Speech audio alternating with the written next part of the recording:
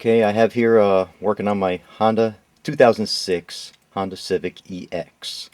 The original radio died on me a few years ago, so I put this JVC in, and I don't recommend it. I don't like it. And rear the rear channels died on me on this radio, so I'm gonna have to replace it. But for years after I installed this, when I installed it, I bypassed the factory amp, which is down in there, as you can see right there. And I used that cable that you see there with the orange there. That's the bypass that goes to all the speakers and stuff. The bypass cable that I ordered with this radio. But right now I disconnected it from the radio, and it's still in here. But I'm going to leave it in here because it's a pain to remove it all the time. And I left it on this plug here also. But I'm not using it on the amplifier end there. I unplugged it from the rest of the speaker. So I bought this, was it Soch? I'm not sure how to pronounce that. HA13B for 2006 to 11 Honda Civic non-navigation. This is the amplifier integration harness. This is what you use to actually use the premium sound amp that comes with the EX. And let's see, I think the wiring was all okay here. It's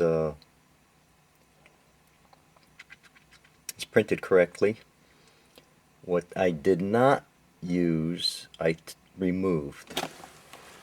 The pink, the green with white stripe, orange with black stripe, and the brown from this harness here. And it even says here, brown mute not used. For my installation. For yours, you might need it. And it also came with this. And this is the actual,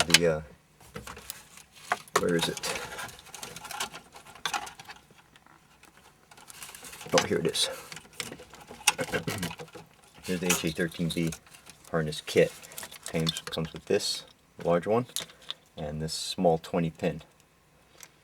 This I found out is wired incorrectly. So for the Honda Civic Premium Sound, you have to rewire these, and that's available online. But you can see how I wired it here, holding it this way. These two holes here at the top.